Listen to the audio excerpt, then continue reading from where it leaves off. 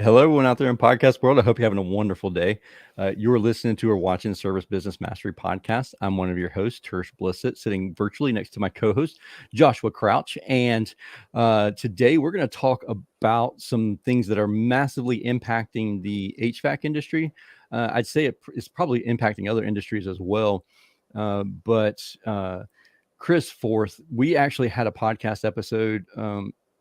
We recorded it at AHR Expo in January, February, but it took a lot to edit it because it was really loud where we recorded it. It was loud.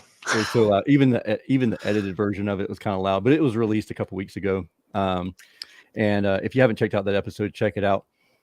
That episode was kind of like an intro to DOE 2023, but that was almost eight months ago at this point, which we're going to go over some stuff today with Chris that even as recently as last week, meaning the first week of October, stuff has changed, which is going to be important for you guys that are running HVAC businesses to know.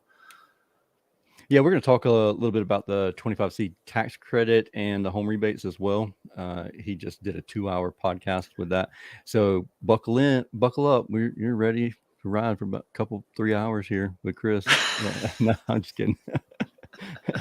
You really could talk for hours because I know we always talk to people before these shows, and we were talking to Chris, and I'm like, whoa, and Tersh kept asking questions because this stuff's super interesting, and it's coming. It's in 2.5 months where this is going to be. I mean, it's coming real soon here, and I'm like, hang on, stop. We got to get this. We got to get this recorded so that way people can actually get value from it. But Chris got a lot of information. If you guys are watching the live, ask your questions, bring them to him. Obviously, some specifics you won't be able to get into, but he's actually in Washington, D.C. right now, learning and fighting this stuff on behalf of his company and others like it. So he's going to have up-to-date information for us. Really quick, I want to say Chris is he's the Vice President of Regulatory and Codes and Environmental Affairs for Ducted Systems division of Johnson Control. And as soon as I started talking, all of a sudden, I just like... I needed to get a drink. I was like, regretted that must be a two-sided business card. Gotta be, or small print. But we had a great time. We've always had a great time talking to Chris, and he's so easy to talk to, and he's full of knowledge. So it's going to be a great conversation. So if you have any questions, please don't hesitate to ask. If you're listening to the recorded, the edited version of this, the released version on the podcast catchers. If you have any questions, don't hesitate to reach out to Chris, his team, or us. We will reach out to the right people and get those questions answered for you. So with that being said, let's get started with today's episode. Are you looking for valuable business advice to reach that 7-figure revenue mark? Do you want actionable tips to properly navigate through every business challenge you encounter along the way? Let Tersh Blissett and Josh Crouch be your guide in getting you to the top here at Service Business Mastery. Tune in as they sit down with world-renowned authors in business, leadership, and personal growth who share valuable insights about management, marketing, pricing, human resources, and so much more. Let their nuggets of wisdom gold guide you in owning a thriving, profitable, and ever-growing business. Here are your hosts, Tersh and Josh.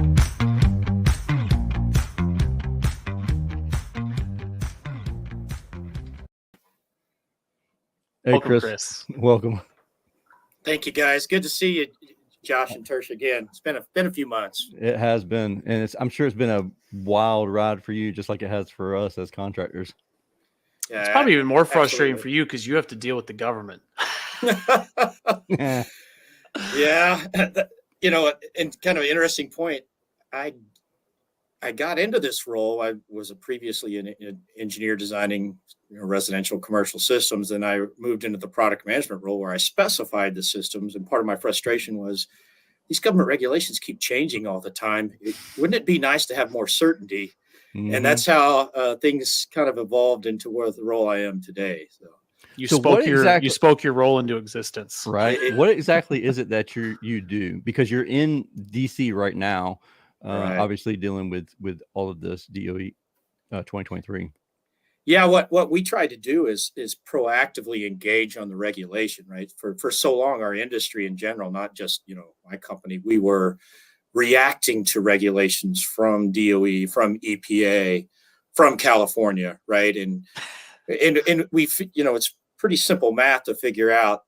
Hey, if we could affect these when they're kind of in the incubation period, it'd be a lot less expensive and a lot less hard on the contractor, right? Because a lot of the regulators writing these rules, they're not in business, right? They don't know the HVAC market. They don't know how the equipment operates. They don't know how the market works. They work for the government. So exactly. Yeah. I mean, trying to be nice about that, but yeah, they're not really familiar with the products and the markets and the people that they regulate. So I've evolved into this role basically to help influence those early on, right? And what I do is I work at the federal level, the state level, sometimes international. Right now I got a challenge in Canada. Oh, really? But Canada's not aligned. I don't know if you have any Canadian customers on the call today, but Canada is not aligned with DOE 2023. Yeah. So, we do actually have a lot of Canadian listeners to the show. So that's a very interesting point. Now, how are they going to be affected positively or negatively about all this? Yeah. So their regulation, their formal regulation for the residential side, it's called Amendment 17, is not finalized. So what it means is the U.S. will convert over to the new metrics on 1/1/2023, with SEER 2 and the new test procedure. And Canada will still be in the old SEER and the old test procedure, at least as it stands now. So we're going to have a border issue. How does that affect manufacturers? And when are you guys still making old equipment and sending it to Canada because they can buy it there, or how does So Josh, to answer your first question, how does it affect this? And the answer the broad answer is negatively, right? Yeah, I bet. Because manufacturers are kind of simple creatures, right? We like to make few SKUs and high volume, right? We don't like regional standards, because the more SKUs and part numbers you have, finished good model numbers, the more parts you have to stock, right? The more lead times you have. And it's just not conducive to, basic manufacturing, not just unique to HVAC, right? But any industry, whether it be automobiles or, whatever it might be. So when countries don't align, like, Canada and the U.S. have always been really good partners, right? They've always lined up, and that's been to the benefit of both countries. So let me ask you this, I'm just going to pick a rough number, not that this is a hard number. If only 10% of your volume, in this case, it's air conditioning, it could be other things, whatever, refrigerators, microwaves, went to a certain market, right? And that market didn't evolve, then you were left as a manufacturer to make the volume now at only 10%. What do you think happens to the cost? Oh, it shoots through the roof, or you quit making it. Yeah, exactly. Right? You have to. And availability. So you may have had 15, 20, 100 of one item. Now maybe you got 2 or 3, right? So that's an example of where international border, right, from a trade perspective, alignment is very key, right? And unfortunately, because of the way things evolved with the pandemic and so forth, Canada's not officially in alignment with the U.S. So when I stop making SEER product for my company, right, which we've already done in many cases, we can ship what we have left. Or the problem we have with Canada, I don't want to get too much into the weeds here, is Canada doesn't have a mechanism to accept the new SEER 2 product. They don't even know what SEER 2 is because so I quit making the old product, but I can't ship the new product. And all of a sudden it just stops. Exactly. Yeah. That's terrible. That's not good. So like I said in the beginning, it's not good when they don't line up. So now because there's the inherent supply chain issues that we've been dealing with for the past couple of years, if you're in a market that you could potentially not have any equipment at all, is it true to think that you're not, like, you couldn't buy up a year's worth of equipment right now because you may not have it available? Yeah, I mean, we could certainly do that, and there's a little twist on that, Tersh, is that the products you could buy a year's worth of, like air conditionings in the north, right?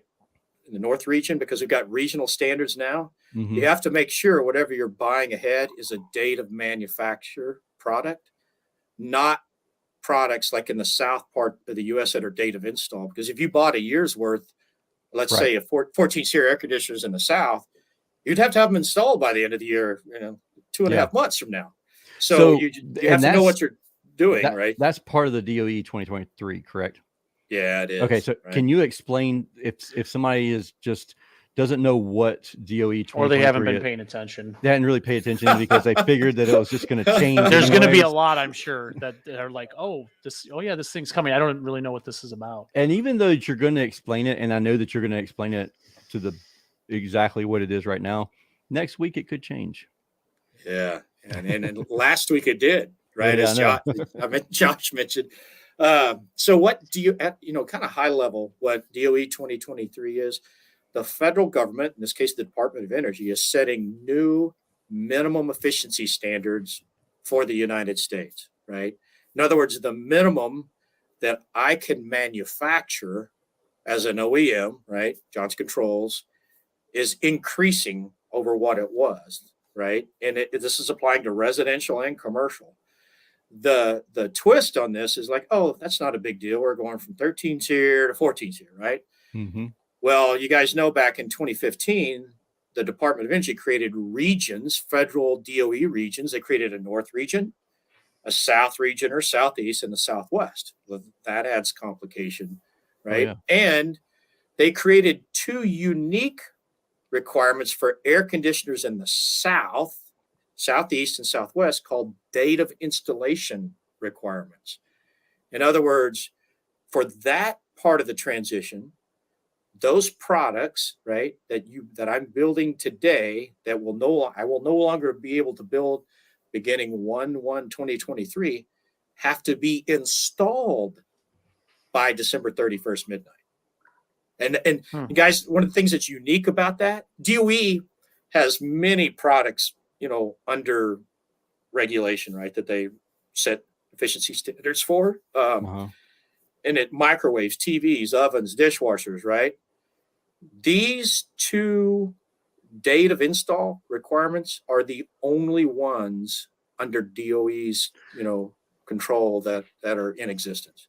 No other product has this. Why did they do that? Why would they make that different for the rest of the country versus those two regions? Yeah, Josh, that sense to me. Yeah, Josh, that's all. Maybe I'm just too simple to understand it. No. And if you kind of put your thinking hat on, if you were, in one of the environmental in organizations, right? You say, hey, my goal is to get the highest efficiency equipment installed as soon as possible. So what drove this, guys, is, and you mentioned it earlier, Josh, the environmental advocates do not want OEMs, all of us, to build a large volume of the current efficiency products that would sell through for, say, the cooling season, right? Right. I mean, that's something like we did with 22. Exactly. Yeah. So they want us to get that higher efficiency product installed as quickly as possible, right? In the bigger markets, right? And the air conditioning markets, right, are bigger in the south.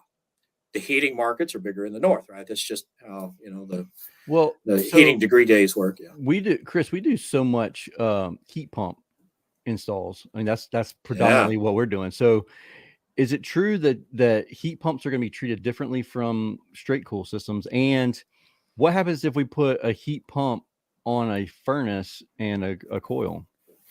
Yeah, great question, Tersh. So yes, heat pumps are not regional products like those ACs. So the only two products that are date of install are air conditioners installed in that southeast and southwest region.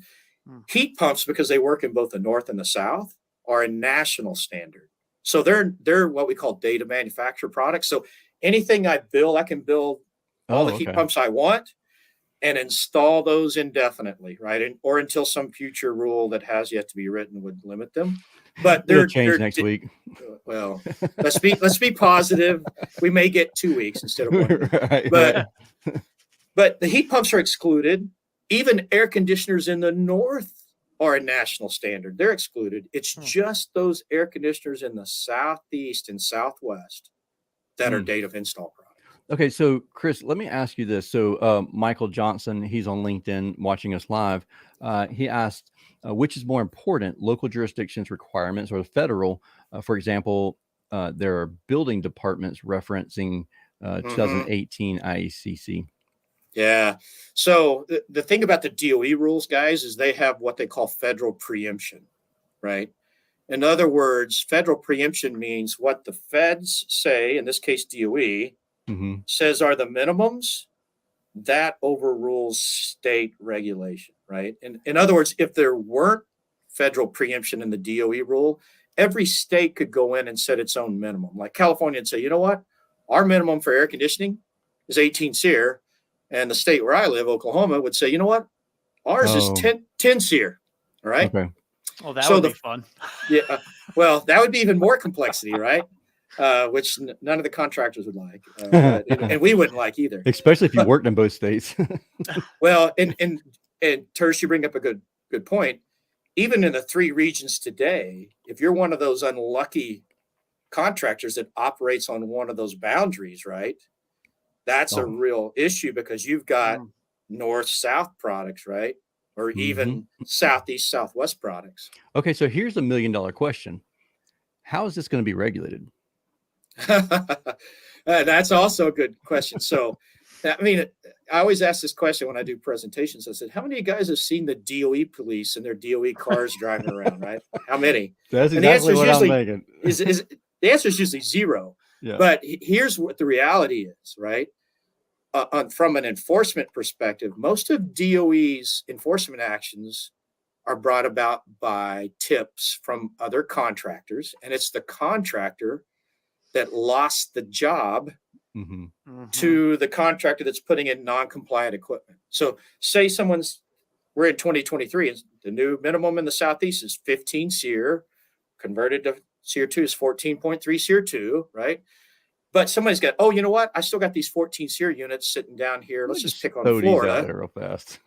Yeah. And they put in 14. They bid the job on 14, which is obviously lower efficiency and at the old test procedure, right? So not just the rating, but the test procedure. And they win the job because they have a lower cost, lower price. The contractor that lost that job DOE has a hotline and they call it and they go, then DOE starts an enforcement investigation. And that's usually how, someone gets in trouble. So it's by other contractors more or less. Or I'm just employees.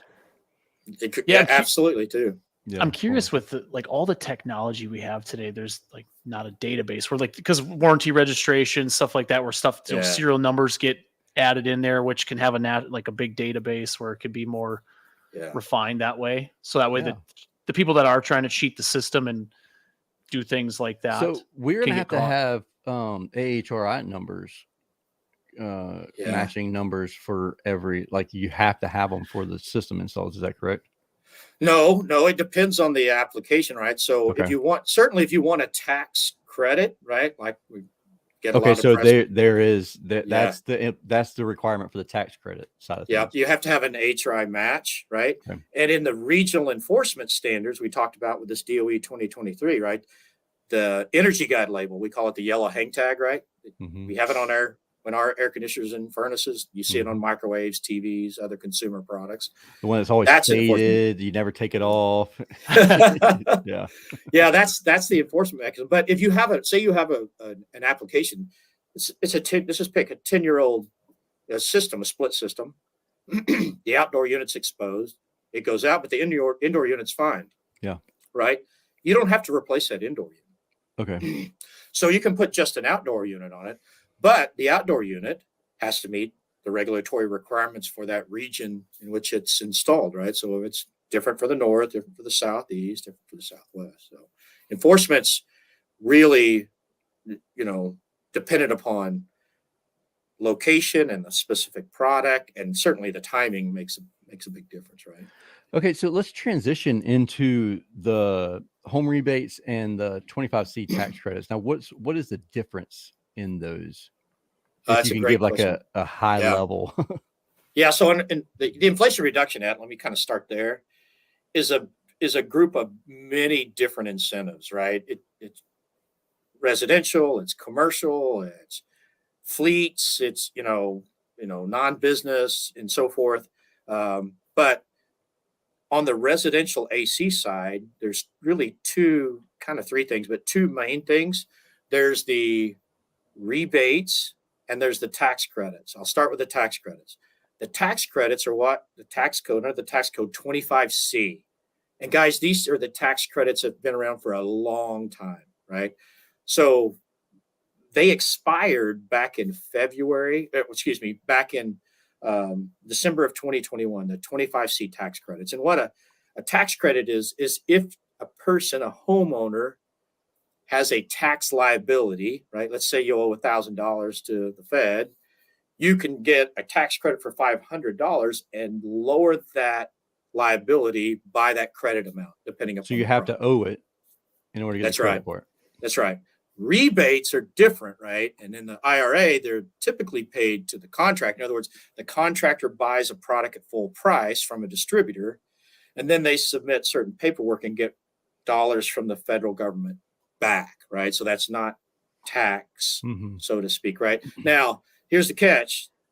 The agency that controls all this, right, is IRS/Treasury. They make the rules. So like millions of homeowners have done the 25C tax credits for many years, right? And as part of the IRA, what they did good things and they left a gap, which government sometimes does. They extended in the IRA the tax credits that expired in December of 2021. They extended them through 2022. So the old tax credits that the forms have been there for a long time at the levels, right, just got extended, right? And when you file your taxes in 2023, right, you say, hey, I bought this system. Here's my $300 credit in case you can go up to $500 on an annual basis. Here's the credit I want subtracted from my tax liability. Now, what's different though, starting in 2023, this is why we were talking earlier. If the credit levels went way up, like for heat pumps, right? They jumped way up there, up to $2,000, right? Whereas before, you could, $300 and up to $500 cumulative, right? Now you're going for a heat pump up to $2,000 that you could subtract from your tax liability. Now, but that's starting in 2023. So if you install it December 31st, 2021, you just pointed out the loophole. What the legislators didn't understand, and this is why folks like me try to help them understand how business works. What they did was they said, hey, we'll cover the old products up through the end of 2022, start the new products in 2023. What they didn't understand is, as OEMs, right, we don't launch all of our new SEER 2 2023 products on January 1st. Right. We're launching them now, right? Because we have to be done by then, right? Yeah. In some cases. So what we don't have clarity on it, that we're asking for guidance from IRS Treasury, is what happens if we install one of these new SEER 2 units in 2022 that, like I myself, JCI, is shipping today, right? Okay, so now they didn't cover that. The requirement is it must be a new heat pump system, and it must be a SEER 2 heat pump system. Well, it doesn't have to be. It depends on the timing, right? Okay. So what the law didn't accommodate was things like you just mentioned. And in simplistic terms, right? If you want the higher tax credits, you have to wait till 2023 to install, right? If you have an emergency replacement, which a lot of people do, that's why most people get new systems. You can't wait until January 1. You get the old tax credits, right? The issue is, you say, hey, I want to buy this new high efficiency unit now. It's available, but it's 2022. The law doesn't cover that, right? We don't know what the SEER 2 ratings are for 2022. Does that make sense? Yeah. Oh, yeah. So here's a question I have for you, Chris. Yeah. What happens if you're like some of my clients where we might install it in 2022, like this month, and they might not pay for it until 2023. Like, put me on some AR and just wait to pay me. And yeah, it's I'll just put it this way. It's whatever that defined install date is on your tax form, right? So when you submit these to the IRS, right, you have to put a date. There's a specific form. It has a date on it. That's what determines the quote install date, right? Gotcha. Now, there's going to be a lot of January 1st install dates. Exactly what I was thinking. Right.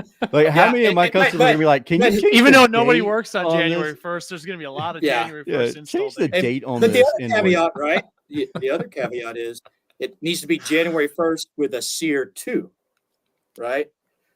So that makes sure it's a SEER 2 because the qualifications are, because remember when the regulators wrote this, they didn't understand. They just assumed that all the OEMs like JCI would just magically big bang on January 1st start shipping SEER 2, right? They didn't understand just to bandwidth, issues, we would all start shipping. Now that's even with heat pumps, it has to be SEER 2. Yes. Okay. Yep. Now, is there still going to be is there a credit if it's not SEER 2? Like a there is if it's installed in 2022. Okay. So another gap is, what's the rebate if you install a SEER product in 23? Right. Exactly. That's what I was thinking. Okay. So they haven't said. No, now, because, what's this? Yeah. So I was going to say, just remember some of those products are date of manufacture, which we don't have to install by the end of the year. Right? Exactly. Well, this is why it's important. This is why when we remembered our conversation from AHR, Tersh and I wanted to get you back on here because there are so many things that the everyday contractor who's just worried about filling his job board, keeping his techs busy, trying to keep up with legislative changes. You were telling us before we got on here that some of the guidance that literally came out like a week ago, and it contradicts stuff that was said months ago. Yeah. And the stuff just seems to keep changing. Chris, what's this $8,000 thing that we keep hearing about? Yeah. So that's a great question, Tersh. So what it is, it's part of the rebates, right? So this is rebates, not the tax credit. So this is rebates the contractor would get back, right? And it's what it is. It's rebates for using certain equipment, right? And here's the challenge with the high efficiency electric home rebate. That's the acronym. Is part of it's a subset of the Inflation Reduction Act. Is that each state gets to determine how to allocate that, right? So there'll be some federal guidelines that each state, and by the way, the U.S. territories apply. Okay. That they say, okay, the federal government's going to allocate a certain amount of funds to each state, Alabama to Alaska, right? And we're going to cross our fingers that they're going to manage this money correctly. Yeah. And so the individual states will determine based on the federal guidelines how it's doled out. Now, the $8,000, Tersh, that's up to, and it's based on the adjusted median income. Okay. And then who decides that number? The federal government and the state, right? So the states will say, okay, the AMI is a federal established number. It's there, right? The states can say, well, here's what qualifies and here what doesn't. So I'll give you an example where it's being debated.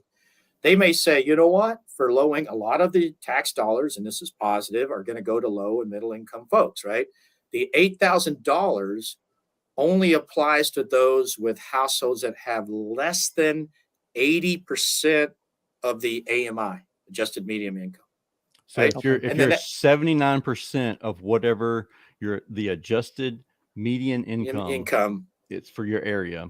You can get up to $8,000, right? And the rebate. So now, like all of your $10,000 systems are going to be $18,000. Well, I'm not saying that, right? But there will be some pricing things that probably, happen. And honestly, guys, the pricing volatility in the COVID market is just, it's crazy. It's crazy, right? It's hard to predict. Up, down. Now you said that the rebates would come to the contractor. Is that correct? Or is it the homeowner? So now the contractor needs to know the income of the the consumer that they're putting the system in for in order for them to, how do they prove that?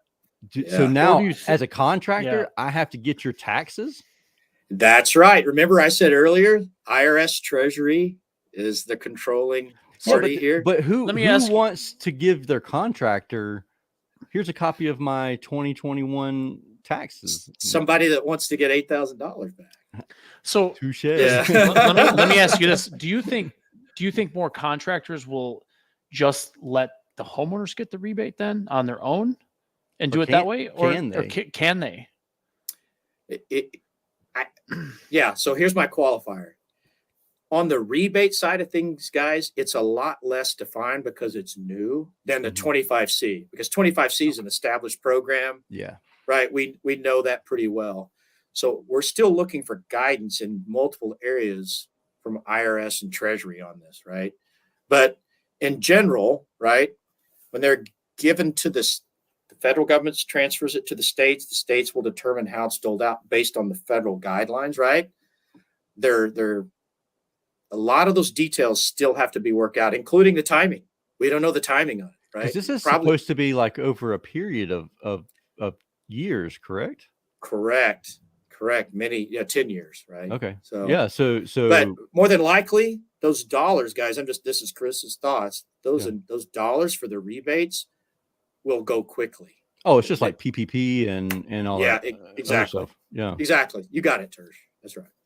I'm just wondering how this is going to be, for one, regulated, and how quickly each state is going to decide on this income. Because are we going to decide, like, we're going to go county specific, or we're going to go like Savannah Metro, or are we going to, because there's certain counties like Candler County, which is a farming county and has a very, very low median income. Like, nobody would be below 80%, versus if it was like the whole region of Savannah, then. And Tersh, the answer is it's up to the state how they want to do it. So that's just crazy. So we need guidelines from the state to move forward with some of these rebates and stuff. Yeah, and guys, the state energy offices, right? I wasn't familiar. Some of these are well known. Some of them, if you Google the state energy office for your state, you may be surprised. You go, I've never heard of that organization, right? They will be the ones to dole out the money and how it's doled out and what qualifies, right? They may say, one state may say, and this has already been discussed. You got this tax credit. Let's just say they were below the 80 of $8,000. Do they have to count that as income on their next year's taxes? Oh, jeez. It'd be a lot. So they're going to give us a rebate, but then we got to count it as income potential. Guess what? They hired 85,000 new employees for a reason. They got and guys, it's not uncommon. I can tell you, I personally, I live in the state of Oklahoma where our big rooftop factory is. I'm based out of that factory, where many years ago, I got a federal rebate because I lived in a county where there are a lot of tornadoes, right? It wasn't income based. It was I say, hey, here's a rebate. We want you guys to put in a storm shelter, right? Yep. And then the next year, I get an income statement from the federal government saying, we're going to tax you on that rebate. That is not uncommon to happen, right? It's just one example of many. But some states, guys, will add other qualifiers. Like one state is already come out and said, we're not going to show it as income tax, right? Well, we won't tax you on it. Some have not ruled on it. Some will say multifamilies included. Some will say multifamilies excluded. That's different. Now, do you know if anybody is going to say, if you get the tax credit, then whatever your tax credit amount is, you have to deduct that from the rebate amount? Yeah, that's one of the things about whether you can, layer these, right? Yeah. And there's specific rules on what can and can't be layered, right? I mean, it sounds to me like you could get up to $10,000 in certain scenarios if you could layer it together. Yeah. Unfortunately, there's going to be some, I'm trying to look at that. Oh yeah, here it is. You cannot combine high efficiency, the home rebates and another program called the home program, where it goes to builders for building high. Can't combine those two. So there's times when it can be combined and times when it cannot. Like for the 25C guys, right? It used to be there was a lifetime cap on the 25C tax credits of $500. Now if you do heat pumps, it's a $2,000 annual limit.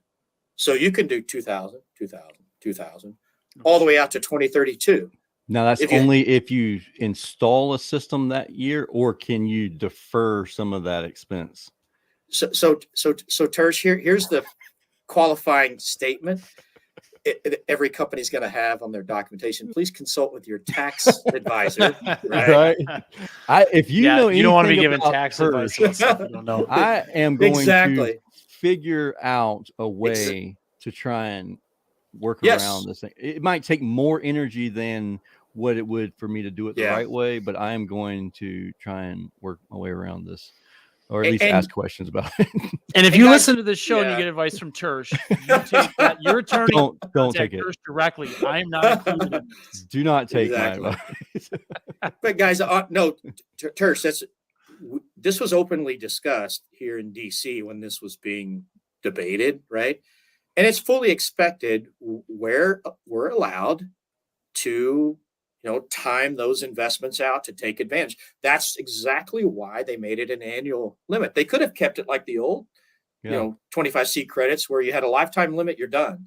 They purposely, the regulators said, you know what? We don't want people to want it done if they've got additional investments. And by the way, furnaces are included, right? Did you know that? There's no harm. There's still a credit of $600 in 2023 for a furnace. That's so it's not 95%, right? Yes, correct. Yeah, 95. Most of that stuff's 95 plus. Yes, because we do like 80%. So that's all we do. Yeah. If we do, you guys don't need any heating down there. I don't either now. Yeah. But Tersh, I do want to mention something you brought up earlier. You said about when you install a heat pump with a furnace, right? Well, that's what we call dual fuel or hybrid heat, right? Yeah. That's a very, from a JCI perspective, we are strong supporters of dual fuel. That's multiple reasons. I just put one in my grandma's house. Yeah, she had a York system from 1983, the year I was born. Thank you, by the way. And good plug. We couldn't find any, and that was not on purpose, actually. I couldn't have planned that one any better if I wanted to, but. We couldn't find model numbers on it. We couldn't find anything. And she found something. And it was from 1983, her outdoor unit, her straight cool unit. And I was like, we couldn't find a straight cool in our area. There's not a lot that gets sold here. And I was like, we're putting a dual fuel in here. We got it. And so we threw a dual fuel in there. And she loves the heat aspect of the furnace. And obviously the heat pump efficiency. Oh yeah. I mean, the benefit of dual fuel is you got fuel choice, right? You can say, I want to run when it gets cold, run the heat pump heating. You get the rebates, right? You get emission savings, right? We even promote dual fuel in states like California that are very aggressive on emissions because, good thing about a gas furnace is it doesn't run in a moderate climate very often, right? If you're down in the South, it may only run a few weeks of the year, right? Yeah. The rest of the time it's sitting there, but it's the air mover for the air conditioner still, but it's still not going to run a lot. But the other big thing that's becoming an increasingly bigger problem is grid, right? Yeah. One of the challenges of putting in all electric heat pumps, right, where the backup heat's electric resistance. Texas has dealt with this the last couple of years. I mean, it literally. Yeah. And that's why I keep wondering, we keep pushing for electric, but do we have the grid infrastructure? I know this is part of a probably bigger conversation, but do we have the grid infrastructure to handle all these heat pumps and all this electric getting added on? Yeah. And that's the benefit of dual fuel, right? You get kind of the benefits of both worlds because that gas furnace is a lot less, power intensive, right? You might have a 15 amp circuit on versus a 60 amp for an air handler with some electric resistance heat in it. Exactly. And Josh, to your point, right? Texas, part of the problem, I don't want to start a big firestorm here. Part of the problem with the Texas issue was when all that backup electric heat from the heat pumps kicked on in Texas, that contributed to the grid going down. Right. Oh. So notice I chose my words very carefully there. Because that electric resistance heat, when it just gets too cold for that heat pump to work efficiently, right? And that hurt, that contributed to the grid crashing in Texas, right? Texas installs a lot of heat pumps. They're really in the top states on heat pump, and they should be, right? They're in the South. Heat pumps are a good fit, right? Why would you not? Well, the answer why you would not is if the grid's not ready. Right. Yeah. So our position is, look, if the grid's ready, and when I say the grid, it's this big nebulous thing some people talk about, right? Yeah. The grid, what I mean is the grid capacity at the home or business, right? So if you only have, let's say, 100 amp service, which is not uncommon in some of these older homes, you put in an all electric heat pump with backup resistance heat, even if it's only 8 or 10 kW, you're probably going to have to go to that breaker panel and up that to 150 or 200 amp service. Yeah. Or have a gas water heater or some other heat source, right? Yeah. You're going to have to cover it. That's not, but the benefit of dual fuel is you can put in that efficient heat pump with the gas furnace as really emergency backup and get the best of both worlds, right? The challenge with dual fuel, of course, right, has always been first cost because you're paying for a heat pump and a furnace, right? Now with the rebates, and in the 25C rebates, you get a rebate for a furnace, and you get a really big rebate for the heat pump, right? Yeah, it 100% cancels each other out. So here's the thing that I have. Here's a question that I have for this, Chris. What happens to the contractors who now all of a sudden start singing the praises of the 25C tax credit and these rebates from the Inflation Reduction Act to an already strained manufacturing source, Really, Tersh, the same, I'll call it application engineering rules still apply. Even today, right? Even 10, 20 years ago, you can't put in equipment that doesn't meet the specs for the power, right? So if you do it, you will immediately know. In fact, we had a family situation here in Denver. I have some family. They had a heat pump that got put in. The contractor unfortunately didn't check I'll call it concurrent loading that could occur, right, with certain things running. And the minute the backup heat kicked in, the breaker would trip, right? And the point of that being is whatever product you're putting in, be it a heat pump or air conditioner, you have to make sure that service is adequate for what equipment's being put in. This is going to become paramount in the days, what the topic we're talking about, by the way, guys, is electrification. So Josh, the topic that you said we could do a whole series on is electrification. Happy to talk about that in a future episode.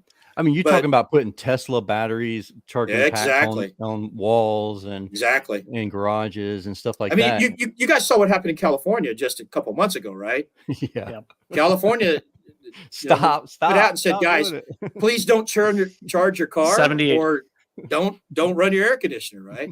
Pick one, don't do both. So the grid, horrible. Here's the statement. The grid is the prerequisite to electrification.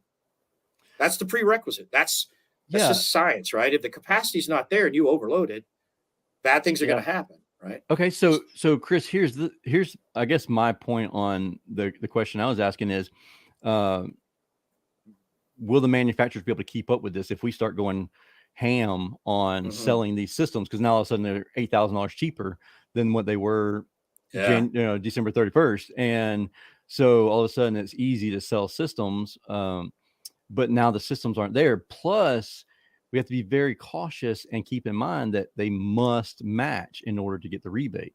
It must be an AHRI number system, match system in order to get that rebate. Now who's going to give those AHRI numbers? Because Lord knows that is the most difficult website I have ever navigated my entire life. And then who's going to police that? Tersh, you hit on a long-standing issue. This is not a new issue, as you know, right? The IRA is only going to compound some of these challenges, right? the system we have today, if you want the credit, right, you got to give the form to the IRS. That's just how it is, right? Always been that way, and probably will be that way for a long time. Are the things they can do to make the AHRI database easier? Yes, and we've got some tools of our own, just like, to be fair to the other OEMs, they've got some of their own tools that they will actually put some of the matches on their own website that are a little easier to find, right? They attach them to some of the product literature. I had one where they were like, this is a matching system. My TM said, this is a matching system. And I was like, well, I need an AHR number. And he was like, here's the website. I was like, no, here's the website. You give me matching numbers. You give me the information. I spent about 30 minutes to 3 hours on that website. And I was like, that site, Lance, this is for the birds right now. Like, I need you to give it. No, guys, and just to be, kind of defend the industry here, and JCI included, there are millions of matches, right? So you think about coils, furnace, outdoor unit, and all those combinations with, all the SEER levels, 1.5, 2, 2.5. I would say, right? Millions of matches. I say yes, Chris, but right here in my hand is a 1 terabyte hard drive, 1 terabyte of storage. Yeah. Cell phone. Like my cell phone has a terabyte of storage. Technology is crazy. Like if we could throw all this stuff into a database, there should be some sort of computer that says, okay, yeah, it matches within a reasonable amount of time, not 3 hours of me punching in numbers. No, Tersh, you're exactly right. That's where it's, work smarter. Tersh, that's a new business venture for you. Yeah. No, I'll hard pass on that one. No, and guys, and again, I'll just plug our stuff. We have some QR codes that allow for easier warranty registration. I'll just scan the QR code, and those are ever expanding, right? I'll just say there's some things in the works, and there's some things already in place that do a lot of where you're headed, I think, today. So what happens if we need a matching system, but the matching system products are not available? We just got to wait. You got to wait, or you got to do something short term, right? And one of those emergency replacements, right? And again, that's not any different than it's ever been. It's just, if the supply chain issues continue to improve, right? Which we've seen some good improvement. I'll tell you that. Clearly not out of the woods, but much improved, right? Probably more improved residentially than commercially, just because of some of the specific components that are unique. I got to 6 month wait on one of my rooftop package units. Yeah. So if you look at all the OEMs, I'm just kind of painting with a wide brush here, right? Lead times on commercial, it's been longer anyway. A few of that product is built to stock, but some of those components are just from the suppliers to the base metal, right, to the chips that go in them. Every motor, right? Every motor in the res side is now an ECM, right?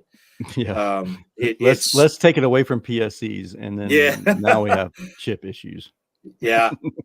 But those things are improving. And of course, all I can say, honestly, is we hope that those improvements will continue to grow steadily as they have been, right? But there's always going to be situations where there may have to be a temporary fix, or if you want to wait for the optimal, or somebody says, look, I got to have cooling today. I have, health issues in our 6 family, babies, right? And 12 people that are over 95 years old. Yep. Yeah. You're not going to be able to wait, right? That's just, I get that phone call someone's going once to be, a day. Yeah. There's no magic, silver bullet on that answer, right? The one thing I would say that would be helpful, and I'm going to speak from an OEM perspective, looking at the entire channel. One of the things we struggle with, and I don't want to get us too far off the topic here, is accurate forecast, right? So if you look at it from a theoretical standpoint, if you guys could give us a really good forecast, we could order those parts earlier, build that equipment sooner, right? Yeah. And what the pandemic has done, they've turned that on its head, right? True. We just built what we could in some cases, right? We've just said, look, I don't have a 5-ton, but I got a 4. Or I got a 7.5, right? Or when I opened the truck for motors, I got of the 50 motors I ordered, I got 12. Yeah. Right.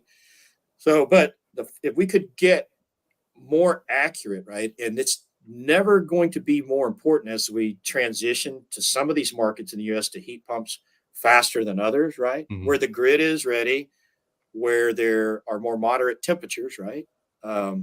That transition is going to happen faster. If we get, because guys, here's what's happened. If we don't get a good forecast, we make our own.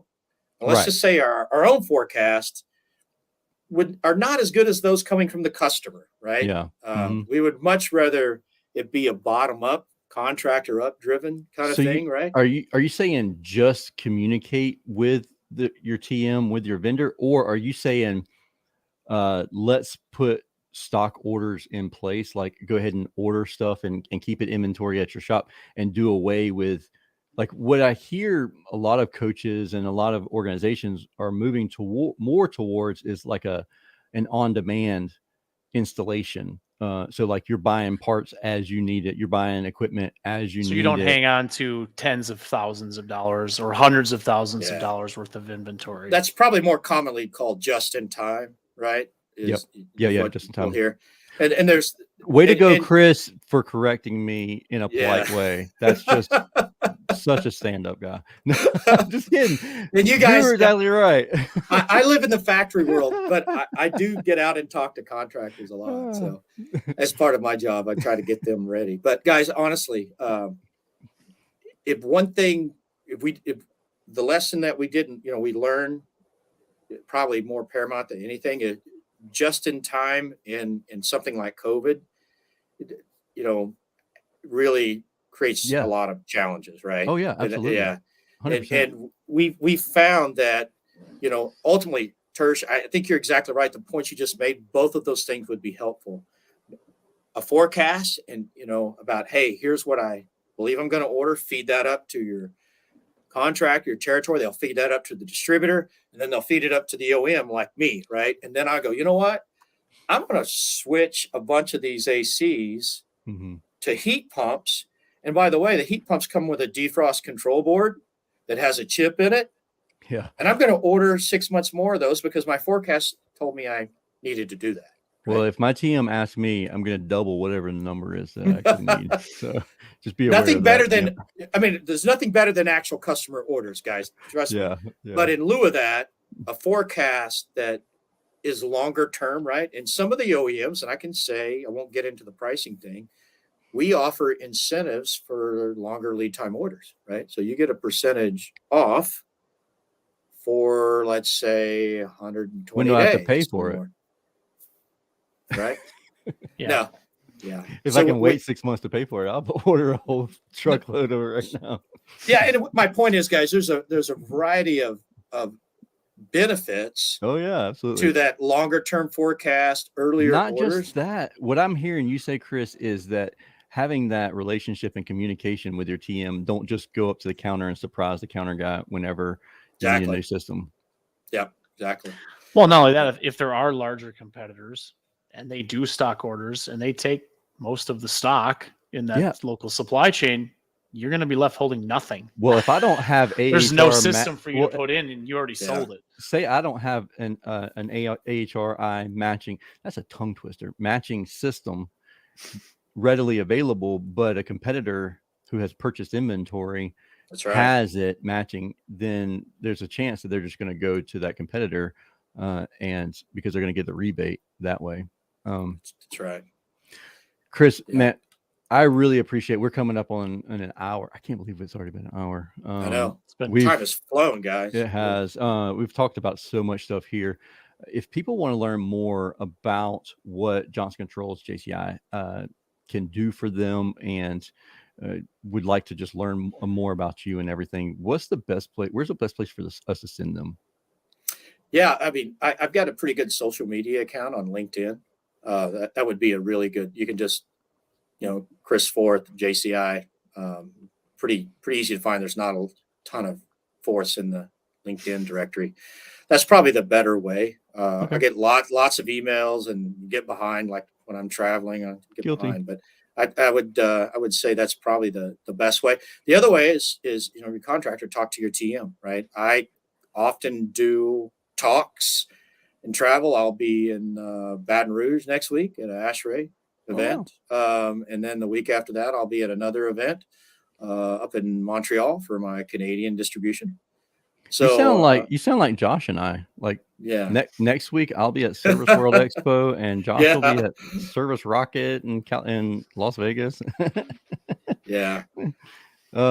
Chris, and before then, go ahead. I was gonna say, and then you guys, there's lots of stuff we have online, both public. I was gonna put that up on the bottom. It's scrolling on the screen now, but they have a whole section of their website that has DOE information.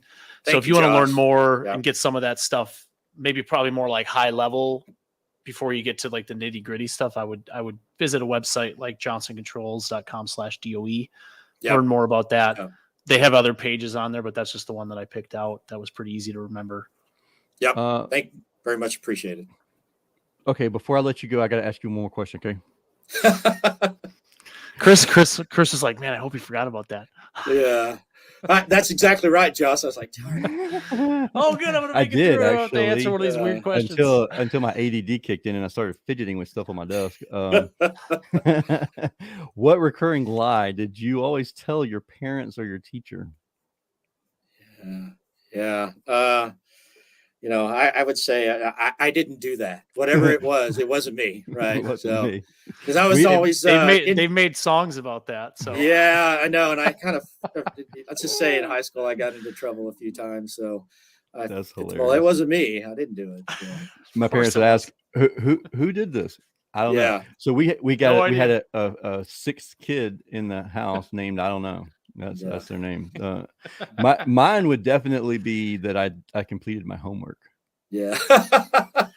Because I had never completed my homework ever. I don't know how I graduated. What about you, Josh? It would have been, it wasn't me.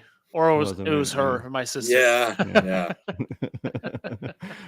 Well, Chris, I really appreciate it. I really appreciate you hanging out with us. You're in Washington, D.C. doing a lot more important things than what just talking to these good looking guys on the podcast, but we really appreciate you spending some time with us.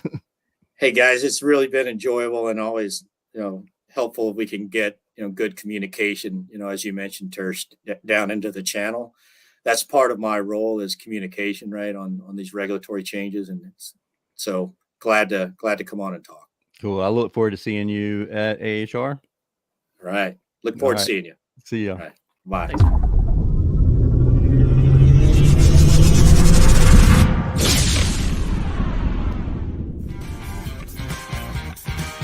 Thank you for listening to this episode of Service Business Mastery. Now that you are equipped with essential business advice from this impactful conversation, you are one step closer to becoming the successful owner of your dreams. If this episode has been helpful to your business journey, don't forget to subscribe to the show, leave a rating, and share it with other owners as well. Visit servicebusinessmastery.com to learn more.